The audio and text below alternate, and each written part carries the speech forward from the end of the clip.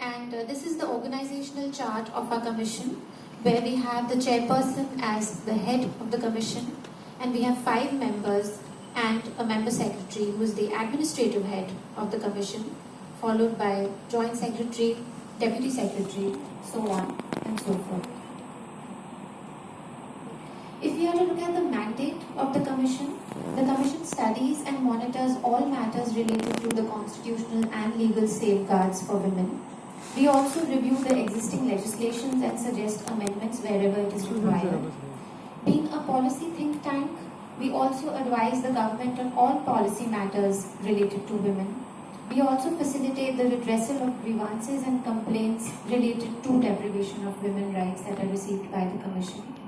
We organize special studies and research related to empowerment of women. We conduct regular inspection of women institutions like jails, psychiatric homes, Swadhyagriha and shelter homes. We also fund litigation on issues that are concerning women at large and also take follow-up wherever there is non-compliance on any kind of policy decision. If we look at the powers of the Commission, when we are investigating into any matter or a complaint that is received by the Commission, those are similar to that of a civil court, and more specifically, we can summon and enforce the attendance of any person from any part of the country and examine him or her on oath. We can require the discovery and production of any document. We can also receive evidence on affidavit.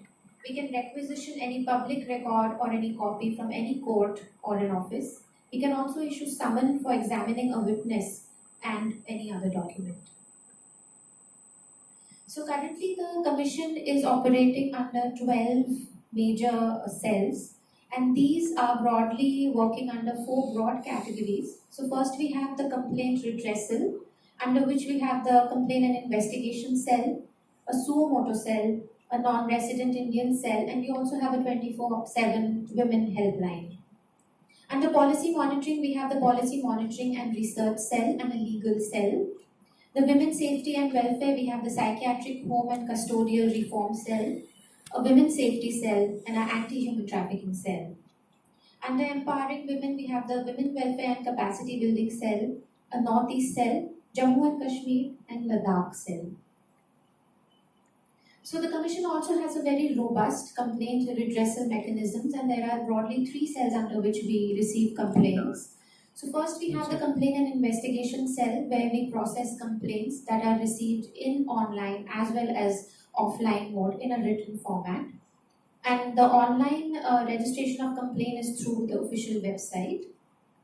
Under the suo motu cell, section 10 of the Commission gives power to the Commission to take suo motu cognizance on any matter related to deprivation of women's rights. And the suo motu cognizance can be taken on the basis of any news that is in the print or the electronic media, and also through the social media or any other information that might be received by the Commission. And as for the NRI cell, in April 2009, the Government of India made the National Commission for Women the National Coordinating Agency to implement the recommendations of the Parliament Committee on NRI Marriages. And it was on 24th September 2009 that the NRI cell of the Commission came into existence. In July 2021, that is also during the COVID-19 pandemic, the Commission launched a 24/7 women helpline. You can all note down the number. And the primary aim of this 24/7 women helpline was to provide online support to women who are in distress. And this is being done by referring them to the appropriate authority, which could be the police authority, the hospitals. If they need any legal help, that is, we connect them to the District Legal Service Authority. And we also have our very own psychological counselors who provide counseling to these callers wherever they feel they need some counseling. The Commission also undertakes review of existing laws that are affecting women, and it also makes recommendations and amendments and proposes new laws to suggest any remedial measures to meet any gaps and lacunae that are in the existing laws. As you can see from the chart here, from 2018 onwards, we have reviewed the following legislations. Under the Policy Monitoring and Research Cell, the Commission supports research study. We also conduct seminars and workshops and also webinars with universities, colleges, and other organizations. And some topics on which the Commission has taken up research, study, and conducted seminars and workshops are women and empowerment, the pay disparity in organized and unorganized sector, the reproductive choices of women, women-led enterprises and challenges to their scalability, gender inequality in media and entertainment industry, the women police station, that is the Mahila Thana, on their working efficiency and effectiveness, the rights of differently abled women, the role of fast-track special courts, women in paramilitary forces and in sports. The Commission also conducts regular inspection of prisons, psychiatric and custodial homes, and in doing so we collect information from all the relevant stakeholders. That information is analyzed and the various observations and recommendations are then forwarded to the Ministry of Women and Child Development, to the Ministry of Social Justice and Empowerment, and also shared with the state prison authorities and the jail authorities. It was in 2019 that the Commission published its very own report on improving the living condition of women inmates in prisons. We have also been organizing regular consultation meetings with the DG of prisons to discuss the prison administration management in light of the rights of women prisoners. Under the Women's Safety Cell and also pursuant to the Sustainable Development Goal of Gender Justice and Ending Gender-Based Violence, the Commission started a special cell project, that is the Violence Free Home, and we are doing this project in collaboration with Tata Institute of Social Sciences, Mumbai, that is TISS. And this project started off from Delhi from 2009 to 21. Then it further expanded to 7 other states. And now it is being replicated in the Union Territory of Jammu and Kashmir and Ladakh. The Commission also plays a very crucial role in monitoring acid attack cases and plays an instrumental role in monitoring the payment of compensation to acid attack victims. We have also been conducting regional consultations with civil society organizations and NGOs on Swadhar Graha, and so far 4 regional consultations have been organized in this regard. Under the Women Welfare and Capacity Building Cell, we are conducting gender sensitization and legal awareness programs for policy formulation. We organize seminar, webinars, and workshops. We are also working towards bringing about digital literacy among women. We are also empowering women through entrepreneurship by collaborating with various IIMs, and currently we have a project with Entrepreneurship Development Institute of India, that is EDII, where we are organizing an entrepreneurship awareness program across 100 cities in the country. This cell also conducts capacity building and personality development program for young women college students, and capacity building and training for women in the dairy farming sectors. We are also in touch with the concerned State Commission for Women and working together with them. We are also conducting various legal awareness programs, and in this regard we are conducting a gender sensitization and legal awareness program in collaboration with Kendriya Vidyalaya Sangathan in the Delhi region for young class 11 and 12 students. We are also doing a program in collaboration with NALSA for women at the grassroots level. With the Bureau of Police Research and Development, we are conducting a gender sensitization program for the police personnel across the country. And the primary aim is to sensitize these police officials on the various legislations and policies that are related to women, and also bring about an attitudinal and behavioral change among them. We also set up free legal aid clinics in collaboration with the Legal Service Authority. The Commission has also been working towards bringing about digital literacy among women, and we are doing so by partnering with the Cyber Peace Foundation in Meta, that is Facebook, to promote digital literacy among women.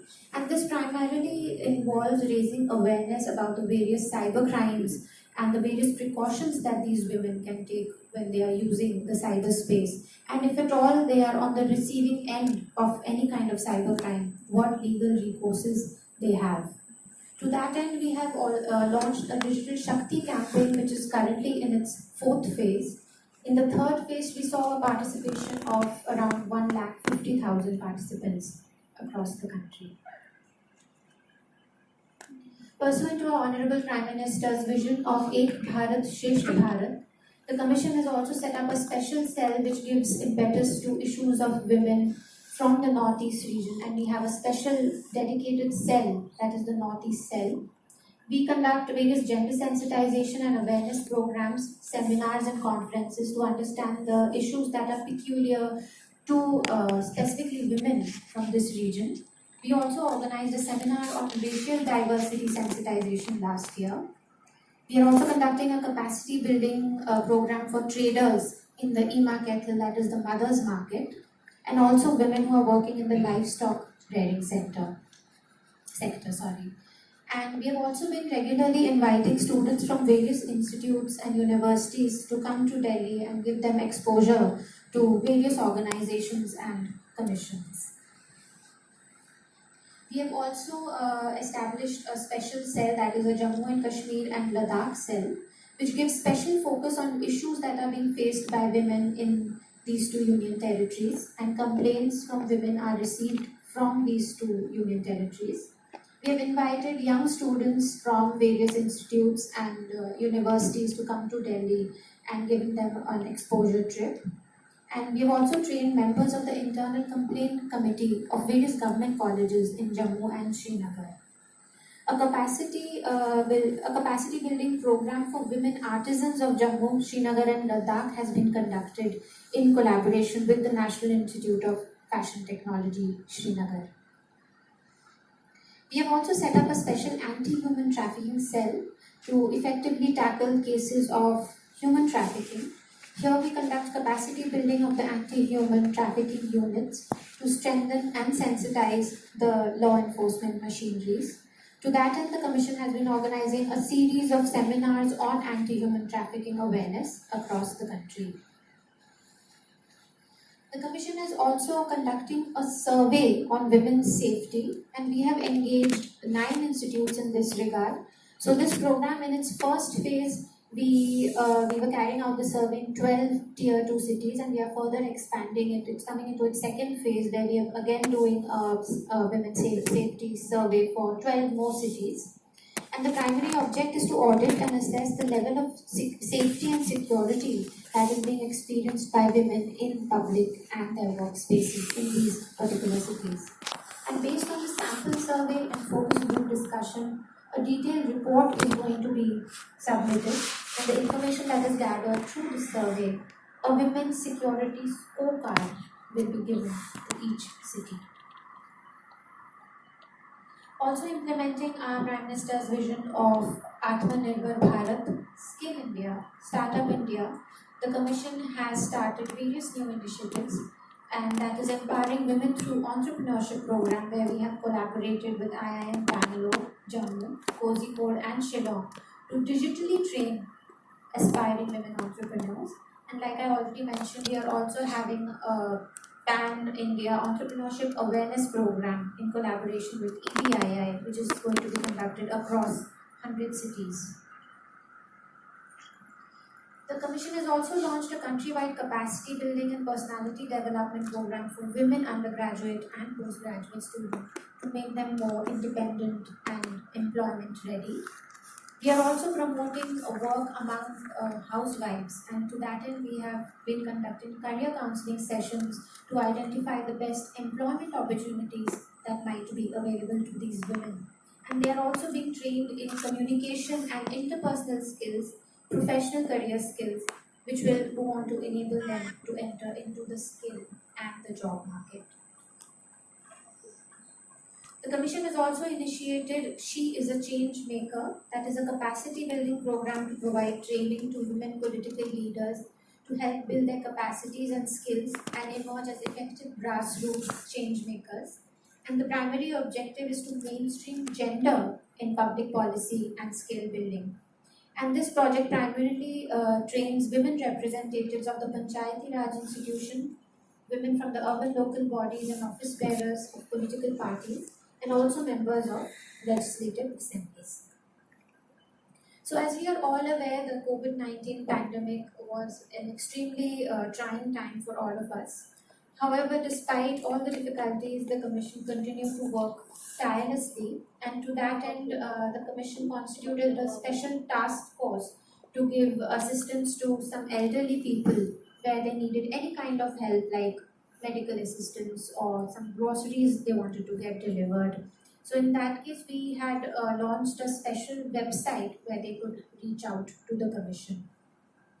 The Commission also worked 24/7 to receive complaints from women who were in distress, and these complaints were being processed, and also the matter was being taken up with the state police authorities and the state administration, and to expedite the process of redressal in these cases.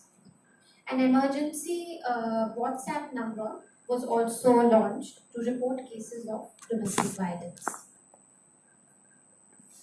The Commission also issued an advisory to address the essential needs of the internal women migrants in the country during the COVID period.